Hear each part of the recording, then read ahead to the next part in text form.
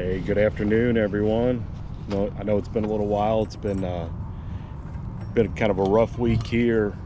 Um, Lost a good friend of mine um, last week, and this week just kind of been prepping to see, what we could do for him, and then a visitation for him on a couple days ago. So for this podcast, first off, welcome. Blue Champions podcast is number 5. Had a completely different script planned for this. We'll get to it next week, going into chapter 2, faith, think and grow rich, and kind of dealing with people within an organization, toxic people, and then just a good breakdown. I wanted to go into the financial side of what this whole, one of the major parts of what I'm trying to do with this podcast and with this information. And so that was a breakdown of like the key core principles for Suze Orman, Dave Ramsey, and Robert Kiyosaki. So I'm going to change it up a little bit after, kind of going through and, seeing a good buddy pass away, due to mental illness.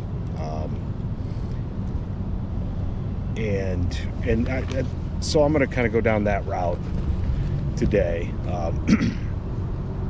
So what I want to talk about is, faith, love, mental health. I was really derailed by what happened. It was just very unexpected, and just really sad. I mean, I lost a really good guy. The world lost a really good guy, a really good soul. He was a bright soul, man, just happy as the day is long, like an older brother, that I never had. So, and I think he was kind of that way to a lot of people. And he was an older brother, to 2 brothers, a sister. So out of respect for his family, I'm not gonna mention him or his family. I'd like them to have their privacy as they work through it, and he's a strong, kind, funny, tough, loving, giving guy, and just a really bright light. So the world's just a little bit dimmer. He was to me what a man was meant to be, and should grow towards. And like I said, was like a big brother to me. At my late teens and early 20s, and it's kind of a crucial time to have that role model as a man. So he was the kind of guy that was comfortable full time in a shirt with cut off sleeves, board shorts, and some flip flops. As a matter of fact, I'm not even sure any of his shirts actually had sleeves left on them. He'd stop what he was doing to help anyone, and give people in need the shirt off his back. Granted, it wouldn't have any sleeves, but he'd still give it to you. So just wanted to talk a little bit about the character I remember about my friend. So what I want to talk about this week is mental health, depression, suicide. It's a subject that I don't really understand all that well.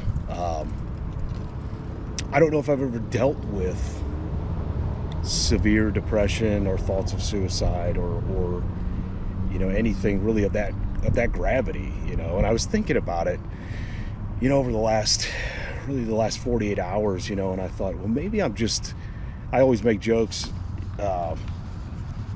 with friends and family, that maybe I'm just that simple. Maybe I'm just simple enough that I don't look so deeply layer by layer by layer. I tend to simplify, and that's how I kind of explain the world. to myself, and that's how I make sense of it. So yeah, I just wanted to get that out there. So, I'm not a psychiatrist. I'm not here to try and tell you how to deal with something that you're going through. We'll talk about it at the end. If you're going through something, reach out. There's so many people out here that can help you carry some of that weight. You know what I mean? You don't have to carry it alone. I feel like there's a time when I feel like there was a time when I was younger, I was broke and alone. And I remember feeling lonely, but I really think I self-medicated with work, multiple jobs, working out, things like that, exercise. I'd get off work early afternoon and go run like a 3.5 mile circuit over at JB Park, and then go out, to the detached garage and get on the weights, get on the heavy bag, for another hour or both. So by the time 8-9 o'clock rolled around, I was done. I was exhausted, slept like a baby, get up, do it all over again the next day. The weekend would come and I'd either go to work, work the weekends, work out, and party, or so I'd either work out, and then go party, or I'd work out and then go party. So I never really slowed down to dwell on things that I was going through. I just kind of would go through them and work through them on my own and keep myself busy and active all the time, just trying to wear myself out.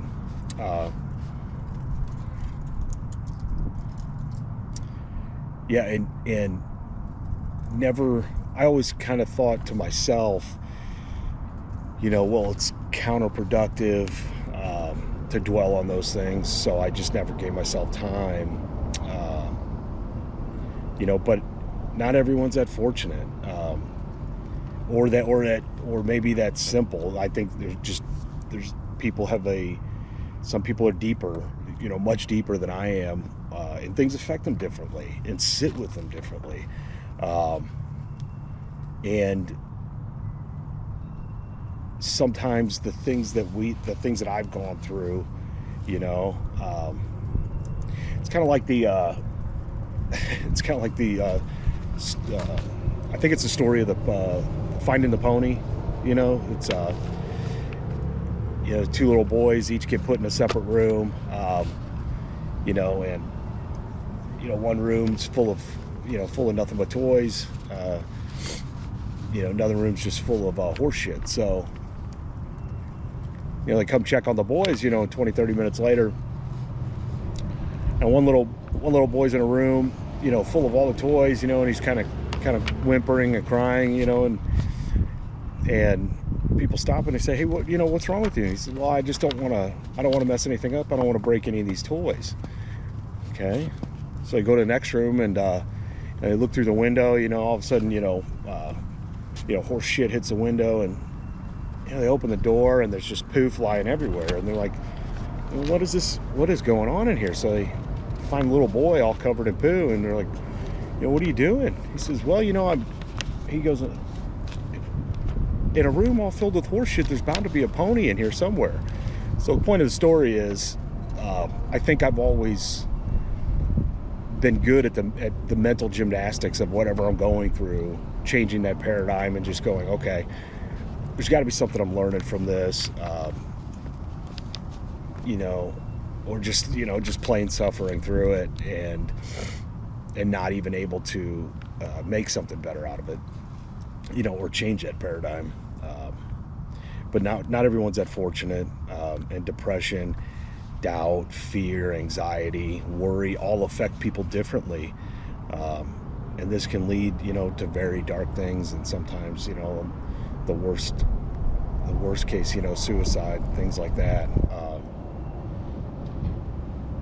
So, I'm heartbroken for the loss of my friend. I'm even more heartbroken for, his family, who are left behind to deal with the loss of their brother, father, cousin, son, and so on. The sudden loss of someone has huge waves that spread far. They touch a lot of people and affect everyone different. I was kind of nervous to, go to my buddy's viewing. I didn't necessarily want to see,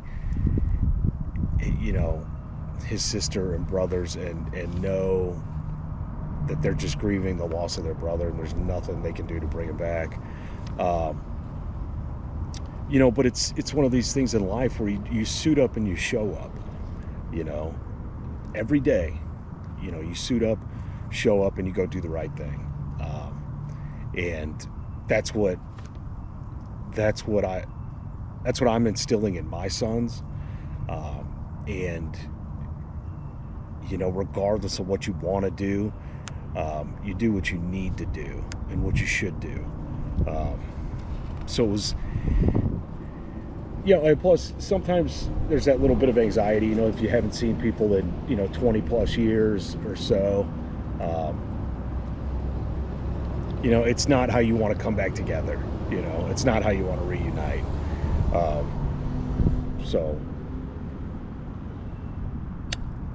But what do? You do it. You take care of business. You do it. You be there in any way you possibly can. And that to me, is what a man does. There were so many people there that I couldn't believe it, and it choked me up to see all those people who loved him so much that they would suit up and show up to say goodbye and to be there for his family. And at first, it's kind of moving through that grieving process. At first I went through the feelings of guilt, of like, man, it'd been some years since we talked. And it's just, life, man, life. You get busy, career, family, children, things like that on both ends. So you're not out every Friday night, anymore. Those times just start to get further and further apart.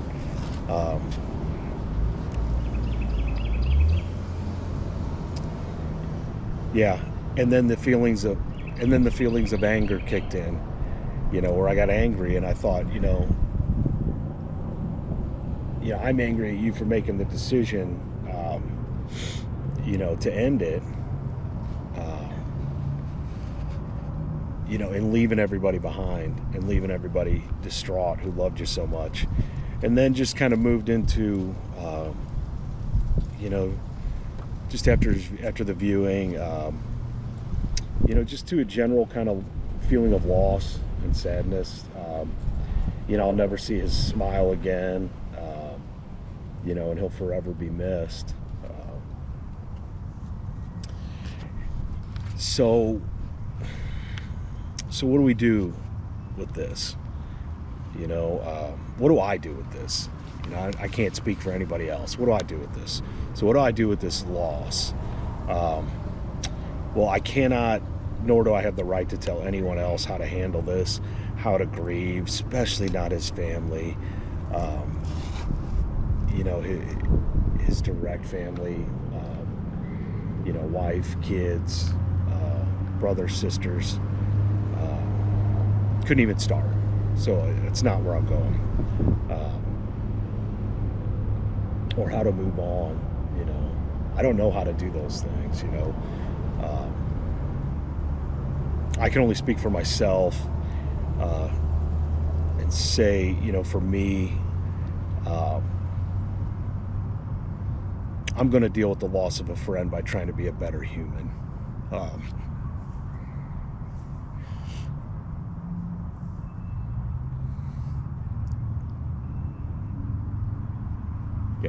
Sorry, it still stings, but I wanted to get outside. Friend was a lover of the outdoors, so I just want to get outside. It's a nice day. Spring's on the way, so really just kind of, at an homage to him, wanted to find a perfect spot, so that I could just kind of spend some time with him, and really dedicate this podcast, to him. And what do I mean by, be a better human? I mean, stopping and listening to people, like really listening, and asking questions, to see what's really going on. Checking in on my friends. Checking in on my friends I haven't seen in a while. And seeing how they're doing and making time for them. Being more patient with my family, more patient with my wife, and seeing things from her perspective. Being more patient with my kids and realizing they're just little fun machines, and that's all. And they don't carry the same weight and stresses of the world yet, like we all think that we do. Taking more time to be the best father I can, and realizing I'll never get these years back with them. Losing some of the vices I let hold me back, that I let keep me dialed down to 70%, and really turning this dial up on this thing called life.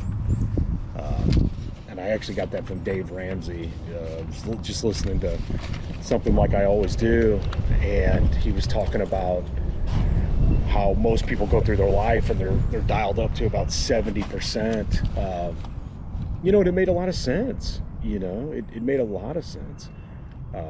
So really take an internal look, and sharpen the tip of that spear that we call discipline. Find a way to help more people and make a bigger dent in the good I can put into this world and the people I can help.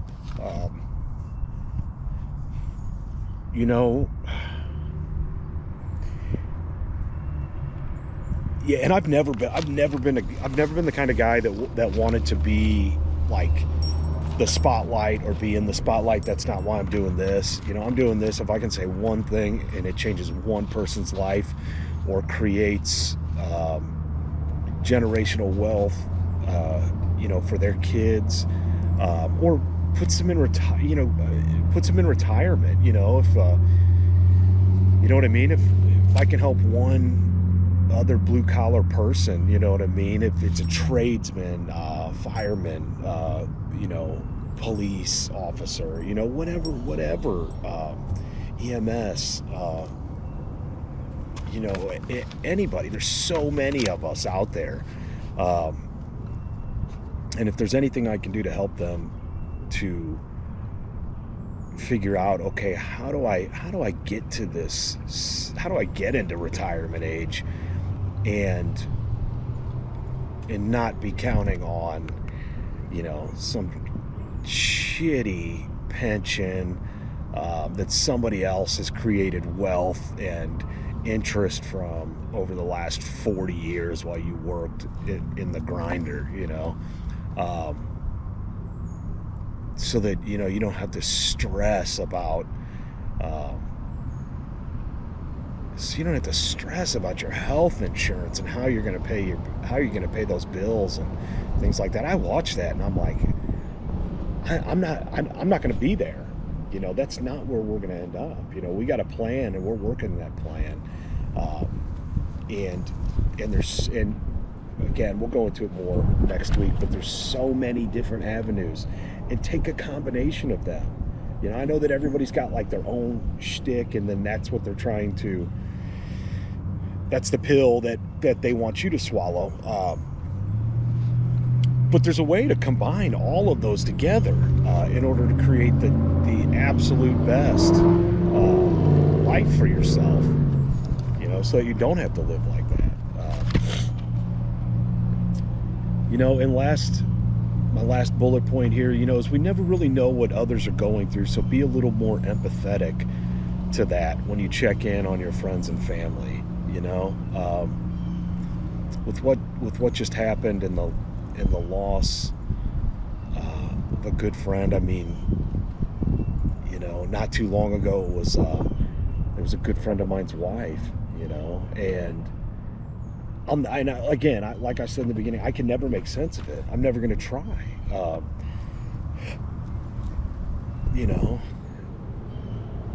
Can I be angry at him? I don't know. I don't think so, because I've never been there. I don't know what could bring someone there.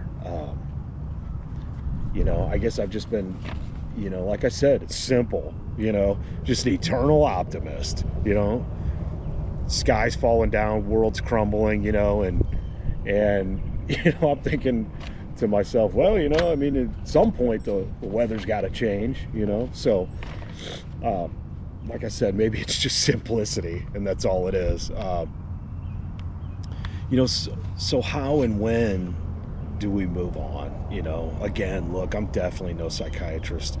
My approach has always been the hard path, self-inflicted suffering, to find growth, and learn about myself and let things go too. I mean, I've left things out on 50-kilometer ultra marathons. You find out a lot about yourself, and you can leave a lot out there. And long, painful marathons, competitions, training, submission grappling, etc. I'm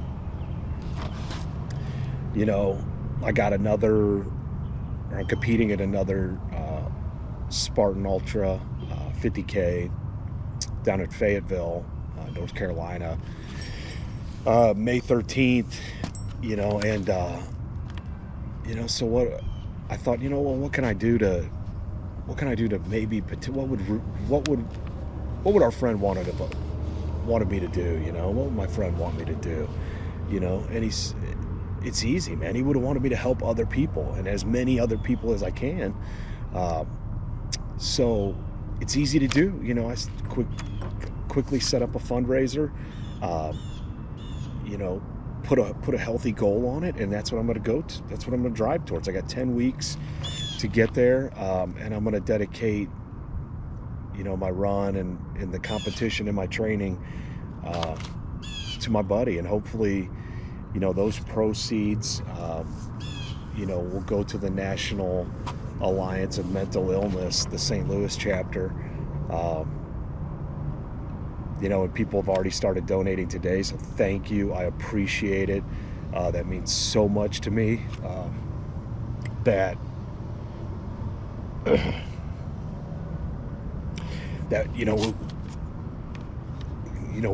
I mean, it potentially could save people's lives. That's what they do. That's the business that they're in. I mean,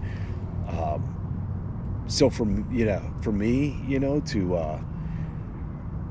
to pick my training level up over the next 10 weeks and to really go out there and beat myself up for a day, that's the least I can do. That's the least I can do, is go tear myself up, and I'll gladly do it. Yeah. But that's, and I'm going to leave a lot of that out there, and I'm probably going to have, a couple discussions with my boy, and again, go through some of the stages of grieving. There'll be some anger and some cussing. Maybe a couple tears left out there. But that's how I roll. I can't speak for everybody else. I don't know how other people do it. But this has always allowed me to find the quiet and the time to look internally and figure out for myself what needs fixing.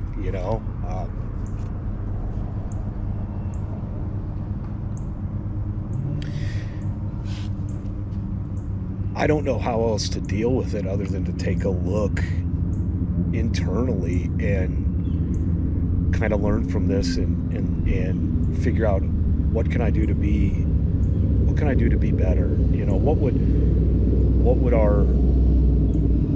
What would my friend have wanted for me? He would have wanted me to be the best man I could possibly be.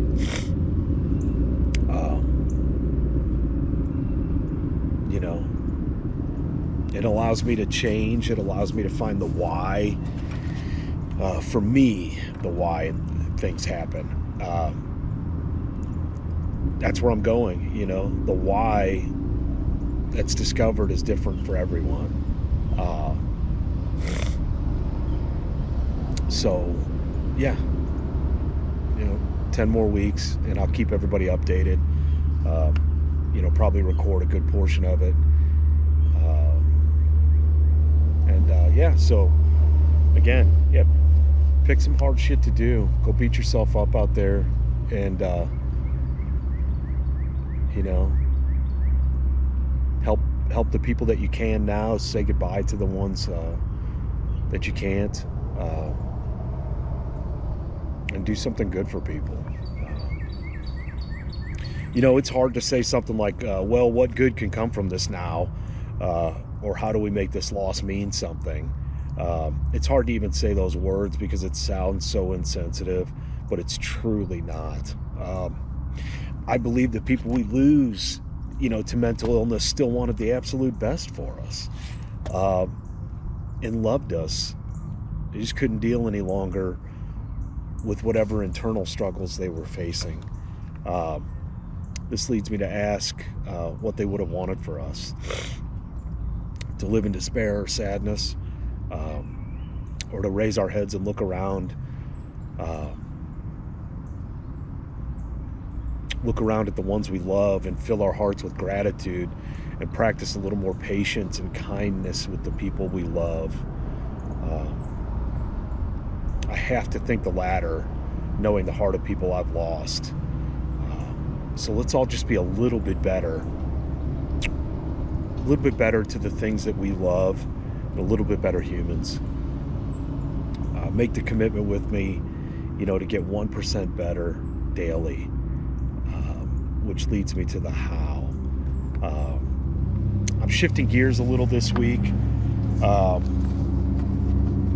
to discuss attitude, and the power of one's attitude.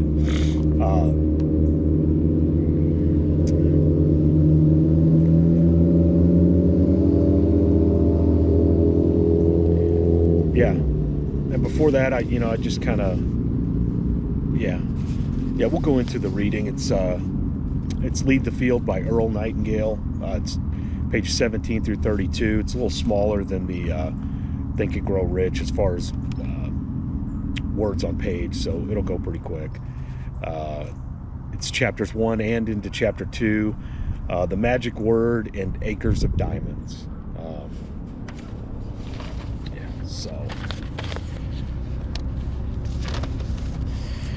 Like I said, boom, right there. Lead the Field, great book, highly recommended. Get it. Remember, we are the sum of the 5 people we spend the most time with and all the books that we want to read. So you want to reach new heights, stand on those books. And that's actually Jim Rohn, so I got to give him credit. It would be impossible to estimate the number of jobs that have been lost, promotions or good grades missed, sales lost, or marriages ruined by poor attitudes. But you can number in the millions the jobs that are held but hated, the marriages that are tolerated but unhappy, the parents and children who fail to understand and love one another, all because of people who are waiting for the world and others to change them. They don't understand that what they're getting is a reflection of themselves. Nothing can change until we do. When we change, our worlds will change. The answer is attitude. How does one develop a good attitude? The same way one develops any other ability, through practice. It's a good idea to stick on the bathroom mirror a small sign which is printed the word attitude. That way, you'll see it first thing in the morning, and you might have another sign in your car or one at your place of work. We need to smile more, speak to people, go out to people. Everything in the world we want to do or get done, we must do with and through people.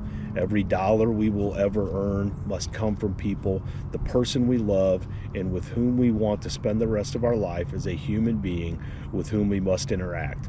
Our children are individuals, each different from any other person who ever lived.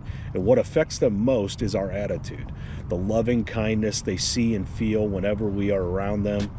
If you'll begin to develop and maintain an attitude that says yes to life and the world, you'll be astonished at the changes you'll see. Someone once said, life is dull only to dull people. It's true, of course. It's true also that life is interesting only to interesting people, and that life is successful only for successful people. We must be the epitome, the embodiment of success. We must radiate success before it will come to us. We must first become mentally, from the attitude standpoint, the people we wish to become. Many years ago, a newspaper reporter asked a famous Los Angeles restaurateur, I think that's how you pronounce that word, when did you become successful? He replied, I was successful when I was dead broke. I knew what I wanted to do. I knew I'd do it. It was only a matter of time. He had a successful attitude long before the success he sought became a reality. The great German philosopher and writer, I'm going to butcher this, I'm not a philosopher, Goethe, Goethe, somebody I'm sure will correct me, put it this way: before you can do something, you must be something. But let me prove my point by giving you an exercise.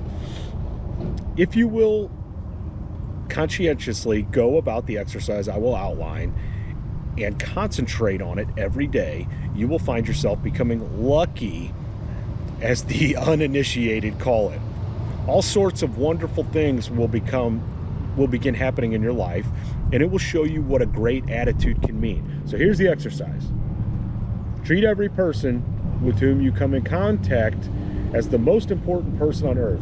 Do that for 3 excellent reasons. Number 1, as far as every person is concerned, he or she is the most important person on earth. Okay? 2, that is the way human beings ought to treat each other. Okay? 3, by treating everyone this way, we begin to form an important habit. There's nothing in the world that men, women, and children want and need more than self-esteem. The feeling that they're important and they're recognized and they're needed, that they count and are respected. They will give their love, their respect, and their business to the person who fills this need. Have you ever noticed that the higher you go in any organization of value, the nicer the people seem to be? It works this way. The bigger the people, the easier it is to talk to them, get along with them, and work with them. So naturally, matriculate to the top. So they naturally matriculate to the top. It's their attitude. The people with great attitudes just naturally gravitate to the top of whatever business or department they're in. They don't have great attitudes because of their positions. They have their positions largely because of their great attitudes. Interesting. For the purposes of this exercise, act towards others in exactly the same manner that you want them to act towards you. Treat the members of your family as the very important people they are, the most important in the world. Each morning, carry out into the world the kind of attitude you'd have if you were the most successful person on earth. Notice how quickly it develops into a habit. Almost immediately, you'll notice a change. Irritations that used to frustrate you will begin to disappear. When some less informed person gives you a bad time, don't let his poor attitude infect yours. Keep yours in hand. Keep it good. Keep cool. Above all, keep smiling. If you're driving and someone cuts in front of you, or if someone is discourteous to you in any other manner, don't react as he would. Smile it off. That actually reminds me, I was talking to a friend a little earlier today, and she's going through some issues with somebody who's working out of her shop, and that's the exact advice I gave her. I said, just be professional. Be professional. Maybe it's time to go. Make yourself available. Don't wait. If someone wants to move on, from working at your facility, just go give them the opportunity right away. Don't wait. If it can't be fixed and it's continually getting worse and it's bad for you, go ahead and move on immediately. But keep it professional, be nice, and let them know you appreciate everything and never burn bridges. Now that doesn't mean be a freaking doormat, and let people crush you and walk all over you. But if people want to move on from working at your place and it's better anyway for you, absolutely, by all means, give them the opportunity to get out now. Okay, carrying on. Destructive emotions such as anger, hatred, and jealousy don't hurt others, they hurt you. They can make your life miserable. They can make you sick. Forgive everyone who ever hurt you. Really forgive them. And then forgive yourself. That's all past. Stewing over it, exhuming it, can only make you sick. Forgive and forget. Get rid of it. You've risen above that sort of thing. I love that paragraph in particular. I know it's so hard. I know that there's kind of that stigma of, don't let anybody get over on you, and, don't,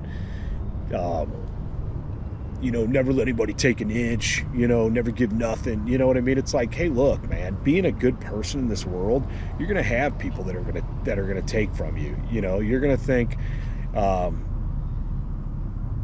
you're going to try and help people. It's going to seem like a good idea. They're going to take advantage of you. They're going to owe you money. They're not going to pay you back. They're not going to pay you for services rendered. They're going to cheat on you. What else? I mean, just name it, and it's not, and I'm not saying everybody, I'm saying a small percentage. Think about that. There's a small percentage, I think so, of people that are going to do that to you in your life. You're not every single time you walk out the door, you're getting shit on. And then as you put yourself around more quality people, and you're naturally introduced to more quality people, because a lot of times quality people don't really surround themselves with shitheads. I mean, let's just call it like it is. Why would I want to do that? I tend to distance myself from toxic people and people that are going to crap on me. Then that's what I'm saying. Every once in a while, it's going to happen. But the older you get, the better you get, the more successful you get. Like the book says, you get around better quality people, and it just naturally happens that way. So again, moving on. As you develop a great attitude, you'll realize that you've already placed yourself on the road to what you seek. You are well on your way. It makes no difference how successful you may have been in the past. You'll be delighted with the ease and comfort of your new life. The bad or poor attitudes of others can be as infectious as the common cold. It's important that we look on them in this light as infectious conditions that can end up only hurting and annoying us if we allow ourselves to catch them.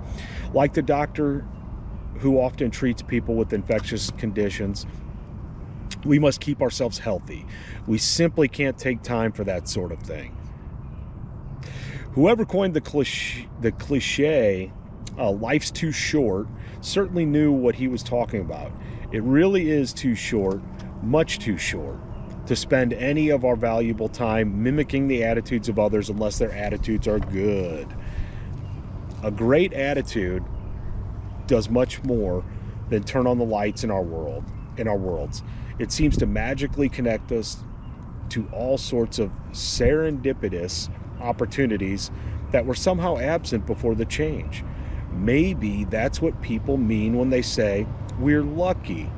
Suddenly, we do find ourselves getting these so-called breaks. But it's really nothing more than this new connection to the world that comes with a great attitude. We find ourselves doing more and doing it in less time. We put ourselves directly in the path of all kinds of serendipitous happenings. I know I've said it before, I'll say it again.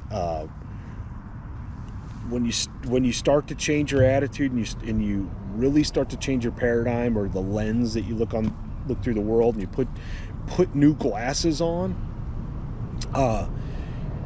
honest to God, as my witness, these opportunities, because you got to think, you're changing the way that you view everything.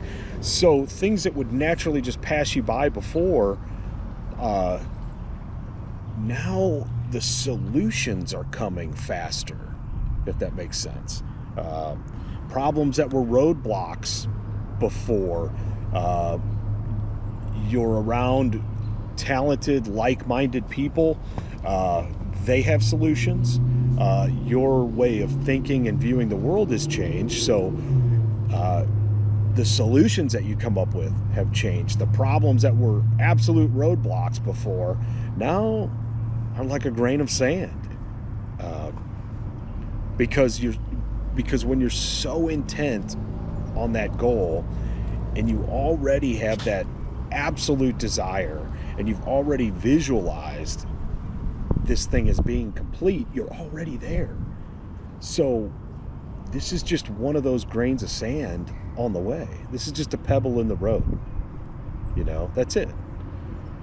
And it's not, you're not grinding and fighting your way through it. There's a different. It's all work. You still have to work at it, but it's a little different approach. So when you begin to develop a better attitude, you should realize that you've already placed yourself among the top 5% of the people, amongst the most successful people on earth.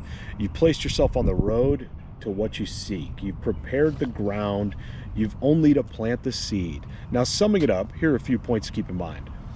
First, it's our attitude at the beginning of a difficult task which, more than anything else, will bring about its successful outcome. Secondly, our attitudes towards others determine their attitudes towards us. We're all interdependent. The success we achieve in life will depend largely on how well we relate to others. Thirdly, before you can achieve the kind of life you want, you must think, act, talk, and conduct yourself in all your affairs as would the person you wish to become. Keep a mental picture of that person before you as often as you can during the day. Absolutely. I couldn't agree more with that. Number 3.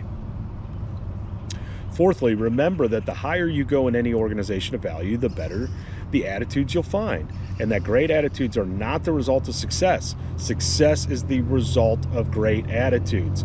Finally, the deepest crave, like the fourth bullet point, it's like, it reminds me, oh God, that's another good book we got to get into, the God Memorandum. I think that's the name of it. It's by Og Mandino. And I can't remember exactly all of his bullet points off the top of my head, but one of the main key takeaways, I think he's got like 5 in there, is like, do all things with love, go the extra mile. Go the extra mile. Turn the dial up. Get there a little early. Stay a little later. You know what I mean? But if I can set my watch by the lights in your office, and they're on at 7 and off at 3 every single freaking day, I can tell you the level of success you're going to have. I'm a firm believer in that. If you're putting in just enough to get by, you're going to get just enough out of life. Make sense? Direct result of your service, your level of service. Finally, the deepest craving of the human being is for recognition and self-esteem. To be needed, to feel important, to be recognized and appreciated. That includes our loved ones and everyone else with whom we come in contact during our days. I'm guilty of it. I'm guilty of it, and I got to dial up my level of discipline daily to be doing my gratitude meditation every single day. Every single day. Yeah. The way that I view and interact with my family. When I say my family, I mean my wife and my 2 sons. When I have spent that time and not just like worked out and not just been a freaking meathead and not just went to, submission grappling and jujitsu, and not just done, hundreds of burpees or kettlebells or freaking heavy squats. Like I said, at the end of the day, boil it down to simple, basic meathead. And the studying, the multiple sources of income, the creation of businesses and the running of businesses. That's all stuff that I'm learning. Being a meathead is natural to me. But yeah, the 15-20 minutes a day to get your mind right, so that the way you interact with your family is completely different. Your generosity, your love, your patience. Right. To make these important principles a habit knit part of your life. I'm not sure what that means. Here's some suggestions. Since your mind can only hold one thought at a time, make each thought you hold constructive and positive. Okay? Look for the best in people and ideas. Be constantly alert for new ideas you can put to use in your life. Right there. Be constantly alert for new ideas you can put to use in your life. And maybe that's the key. Maybe that's one of the key takeaways I was trying to really kind of stress, is that maybe it's just my alertness level is up. So I hear things and I think, oh, well, hey, I know a guy who does that, or I know a gal who does that, or I know this old friend of mine, she's an attorney. She can probably help with X, Y, and Z. And she's getting business. It's good for her company too. So let's get that hooked up. So that the sensitivity level is turned up. The alertness is turned up. So yeah, maybe it's not like, the whole freaking universe is just, kind of coalescing to make these, things just happen because you're in tune with the force. Maybe it's just your alertness is turned up a little bit. Don't waste time talking about your problems with people who can't solve them, or about your health unless it's good and you're talking to your doctor. It won't help you. It can't help others. Radiate the attitude of well-being and confidence, the attitude of the person who knows where he or she is going. You'll find all sorts of good things happening to you. Lastly, treat everyone with whom you come in contact with as the most important person on earth. Start this habit, practice it consistently, and you'll do it and benefit from it for the rest of your life. Thank you. So some of the exercises in here, I'll just read through them. You can take them, write them down, evaluate them, get the freaking book and read the book. Number 1, evaluate your attitude toward yourself and others, toward success in your career, and toward life in general. Number 2, outline ways in which your attitude toward your family could be improved. Number 3, outline ways in which your attitude toward coworkers and others with whom you frequently come in contact could be improved. List other attitude improvement goals. Okay, going into chapter 2, Acres of Diamonds. I wanted to talk about this, especially with, kind of dedicating this podcast to a friend of mine. Rest in peace, Rich. You'll be missed forever by so many of us. So I wanted to get into this chapter 2, Acre of Diamonds, because there's an old saying, when Rich and I were younger, and some of our other friends, don't leave until I think it's don't leave until the magic happens, or don't quit before the magic happens. And everything I try and do in my life today, obviously falls right in line with that. You know what I mean? Like, you want to start a business? Okay, well, let's see. Do you have a worthwhile product or service? Okay, great. Now don't quit. Bring it to market. Don't quit. Don't quit before the magic happens. I mean, if it's 6 months in, sales are lagging, is it? And it's a decent, worthwhile product that offers a solution or service to the world. Keep freaking going. Don't quit before the magic happens. I mean, that's it. Like the most successful entrepreneurs, the most successful investors, what do they tell you? Be consistent. Stick with it. Don't quit. Okay, I'm going to take that advice. I'm going to take that advice. I take that advice already. I live that advice. Just don't quit. And maybe that's me. I'm simple. Maybe I'm not smart enough to quit. But it's been the factor that I live by, and I owe most of my success to that. Like, I may not be the smartest dude in the room. I know I'm not the most well educated. Don't like my pedigree or whatever. I love using that. I love using that term, pedigree, because a lot of people really buy into that shit. And don't get me wrong, like if you're like a senator and a Congress person's son, or something like that, you go to Ivy League freaking school, you're surrounded by wealth, your first job,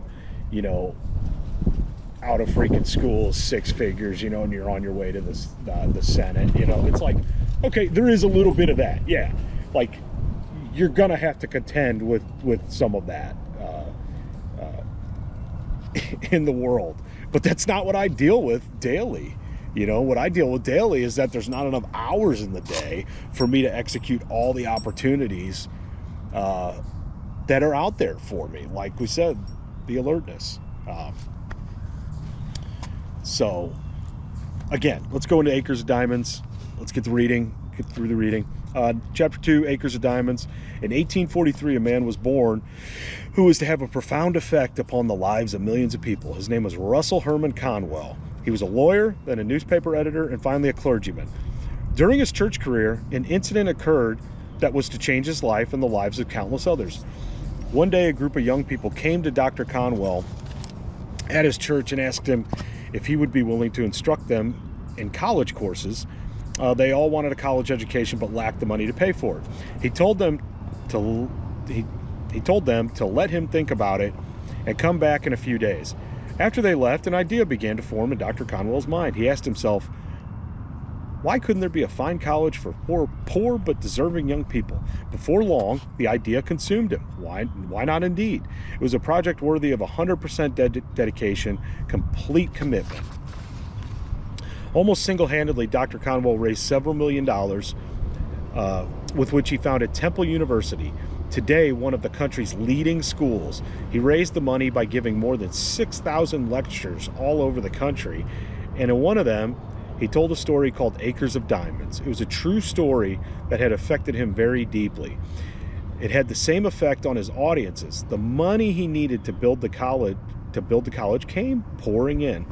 The story was the account of an African farmer who had heard tales about the other farmers who had made millions by discovering diamond mines. These tales so excited the farmer that he could hardly wait to sell his farm and go prospecting for diamonds himself. So he sold the farm and spent the rest of his life wandering the African continent, searching unsuccessfully for the gleaming gems that brought such high prices on the markets of the world. Finally, the story goes, worn out and in a fit of despondency, he threw himself into a river and drowned. That's pretty sad. Meanwhile, back at the ranch, meanwhile, back at the ranch, or farm in this case, the man who bought the farm happened to be crossing the small stream on the property. Suddenly there was a bright flash of blue and red from the stream's bottom. He bent down, picked up the stone, it was a good-sized stone, and admiring it, later put it on his fireplace mantle as an interesting curiosity. Several weeks later, a visitor to his home picked up the stone, looked closely at it, hefted it in his hand, and nearly fainted. He asked the farmer if he knew what he'd found. When the farmer said no, that he thought it was a piece of crystal, the visitor told him he'd found one of the largest diamonds ever discovered. The farmer had trouble believing that. He told the man that his creek was full of such stones, not as large perhaps as the one on the mantle, but they were sprinkled generously throughout the creek bottom. Needless to say, the farm the first farmer had sold so that he might find a diamond mine turned out to be the most productive diamond mine on the African continent. The first farmer had owned free and clear acres of diamonds, but he had sold them for practically nothing in order to look for them elsewhere. The moral's clear. If only the first farmer had taken time to study and prepare himself to learn what diamonds looked like in their rough state, and since he had already owned a piece of the African continent, to thoroughly explore the property he had before looking elsewhere, all of his wildest dreams would have come true. The thing about this story that so profoundly affected Dr. Conwell and subsequently millions of others was the idea that each of us is at this moment standing in the middle of his or her own acres of diamonds. If only we will have the wisdom and patience to intelligently and effectively explore the work in which we are now engaged, to explore ourselves, we'll usually find the riches we seek, whether they be financial or intangible or both, before we go running off to what we think are greener pastures. Let's make sure that our own is not just as green or perhaps even greener. It's been said that if the other guy's pasture appears to be greener than ours, it's quite possible that it's getting better care. Besides, while we're looking at other pastures, other people are looking at ours. To my mind, there are a few things more pitiful than the person who wastes his life running from one thing to another, forever looking for the pot of gold at the end of the rainbow, and never staying with one thing long enough to find it. No matter what your goal may be, perhaps the road to it can be found in the very thing you're now doing.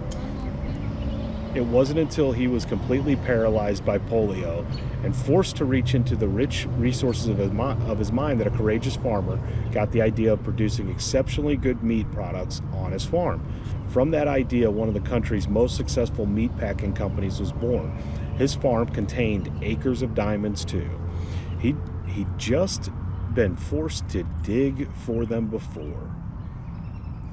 Your mind is your richest resource. Let it thoroughly explore the possibilities lurking in what we're presently doing before turning to something new. I say that because there were probably good reasons for your having chosen your present work in the beginning. If there weren't, and if you're unhappy in the field you're in, then perhaps it's time for some serious exploration. Dr. Russell Conwell's life is an example of the importance of a willingness to change once one's own pasture has been thoroughly explored. As I mentioned earlier, Dr. Conwell began as a lawyer, then became a newspaper editor before he finally found his true calling as a clergyman and the founder of a great university. One of the best examples of a person finding acres of diamonds hiding in his work is the story of Stu Leonard of Norwalk, Connecticut. Stu Leonard began as a dairy route delivery man.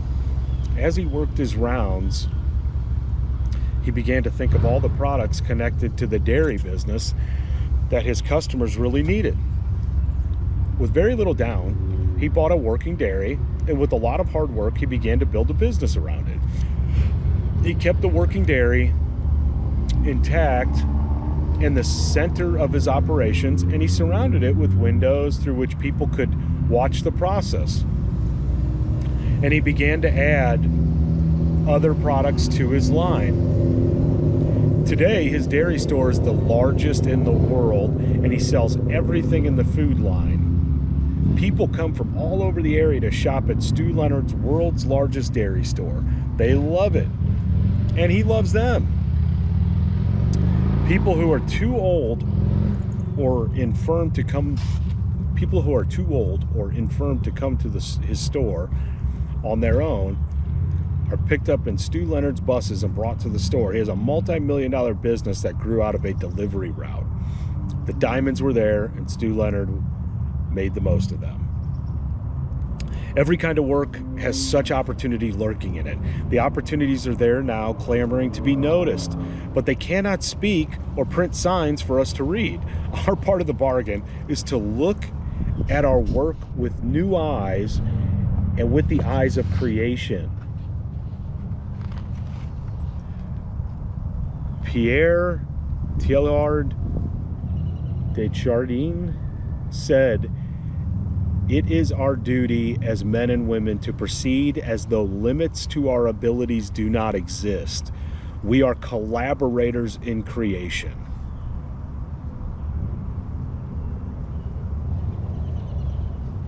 And with that, I'll close the reading for the day.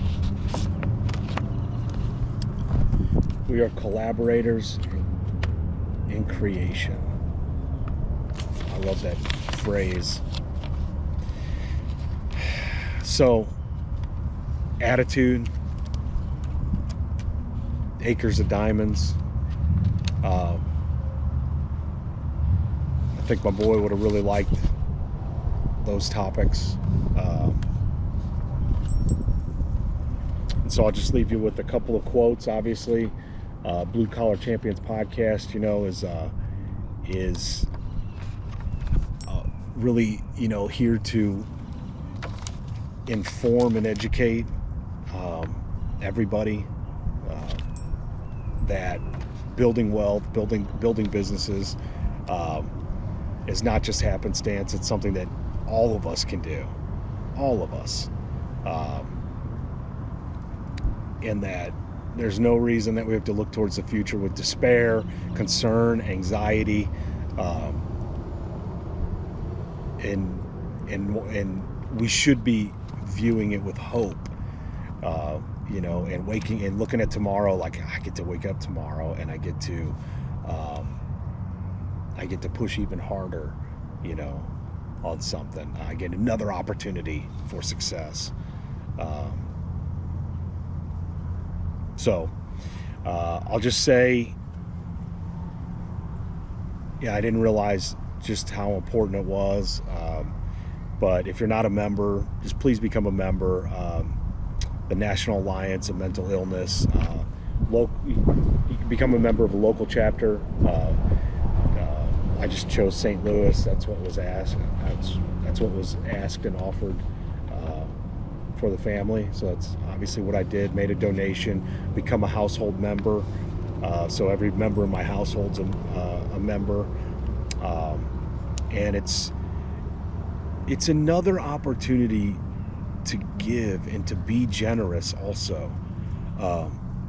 So life's been very good to me.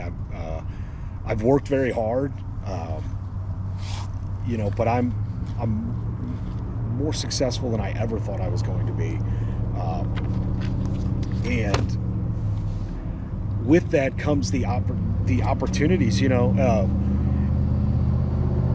I used to, and I still do. I listen to, I'm talking like ultra wealthy, and I listen to them talk about it gives them more opportunities to help more people and to give more and to be more generous. Now it's kind of counterintuitive to like building and maintaining wealth and generational wealth, but it absolutely goes hand in hand with it. There's already opportunities that I'm forming and then trying to figure out, like, okay, should I, like, how do I market this brand? How do I get this brand to market in a way where it gives, because people have choices, right? So you have choices in everything that you do. People have choices in what they should buy, what supplements they want to use, this and that. Now, what if there's a company that gives, and I don't even know where I'll end up. This is just one of the opportunities that I'm pursuing and that I'm building right now. Actually, I should say one of the businesses that I'm building, and I'm trying to figure out, do I give away 50% of the net profit? Do I give away 90%? Do I make that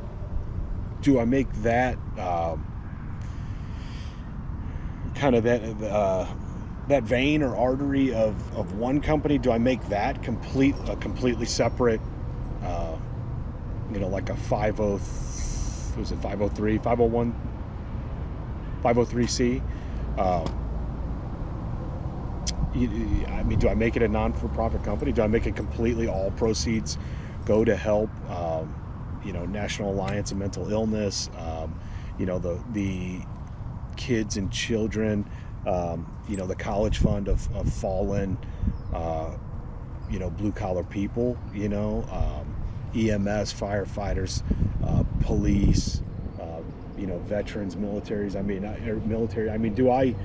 So it's like a dilemma, and I'm having to learn. Okay, what do I want to do? What do I want to do? Do I want to make it, 90%, and then that 10% covers overhead administration, that kind of stuff. So I'm telling you, but these are good problems, like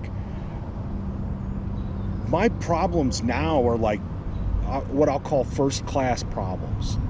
I used to have like real problems. I used to have, like, how am I going to keep the lights on, or I'm packing up from being evicted. That's the real problems. The problems I have is I don't have enough time to read all the books that I want to read, to educate myself with everything I need to learn, right now. So, but it's good problems. And like I talked about today, also stopping and taking the time to be around your family. I can't forget them or neglect them on this process, so it's balance,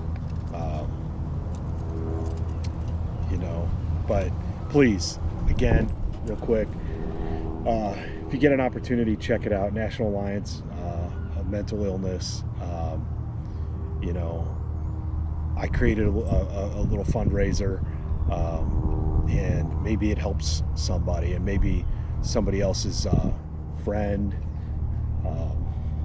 family member, maybe they get some help,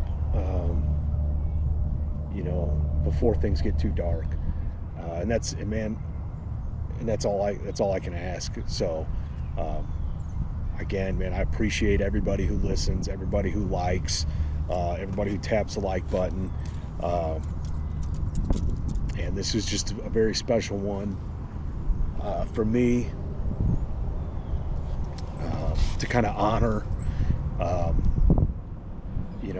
those that have taken their own life, and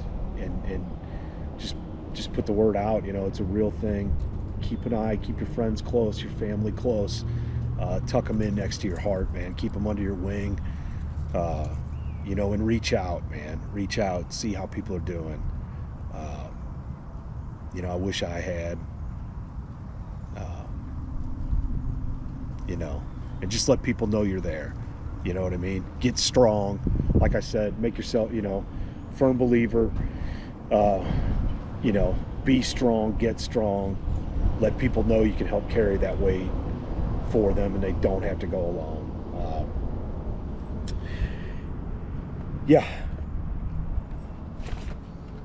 A couple quotes we'll leave you with, like I always do, because obviously we do talk about wealth building here, generational wealth, creating multiple sources of income, residual income. So remember, you're a direct representation of your company. Act like a successful business, you personally. The stock market's designed to transform money from the active to the patient. That's Warren Buffett. Investing should be more like watching paint dry or watching grass grow. If you want excitement, take $800 and go to Las Vegas. I love that. Paul Samuelson. I like the way Jim Rome explains it. Remember, your life can either serve as a warning or as an example. You choose. And lastly, if you're going through anything, sorry. Just trying to hold it together for an hour, But yeah, if you're going through anything, man, please reach out. Please tell somebody.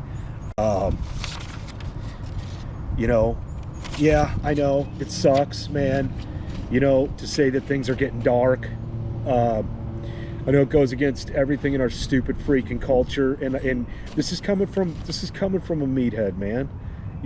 This is coming from a jock. I like to think I'm a little bit more refined as I get older. It's taken me 42 years, but yeah, man, this is coming from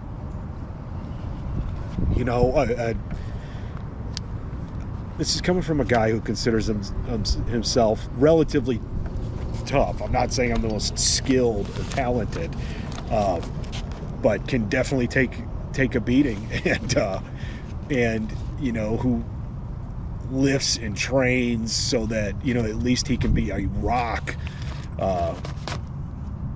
for his enemies to smash themselves upon if they choose to. Kind of like a warship running aground at a reef. That reef isn't so talented, and that reef isn't so skilled, but by God, it's hard. And it's going to batter that boat until that boat can't take it anymore. So that was my philosophy, as a youngster. So coming from even from that mindset, I would never turn anybody away, and I would never shame somebody for reaching out.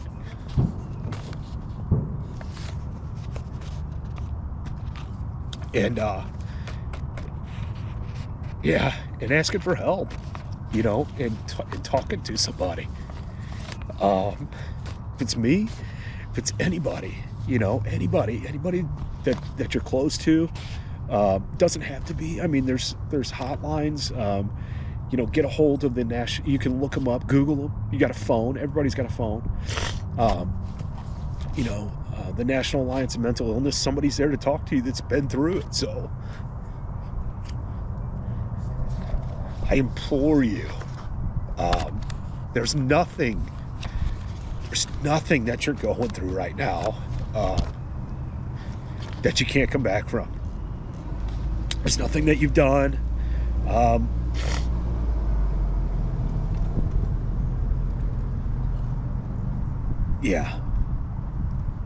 There's, life's falling apart, and it's rough. Loss of jobs, loss of families, loss of marriages crumbling, loss of children, that's one of the worst. Relationship ends, what the fuck ever, man, whatever, or woman, just just reach out, man. Know that there's people that care everywhere. And we don't want to lose you. Yeah, we don't want to lose you, man. You know, we can't ever see your smiling face anymore. We don't want to see our friends and family, you know, heartbroken over you. We want to help you. The world is a big, beautiful place, and it's got plenty of room for you. So please, if you're there, I implore you, please reach out to somebody. Tell somebody, just tell somebody. Tell somebody what's going through your head. You know, you're not broken. You're not broken. There's nothing wrong with you. So,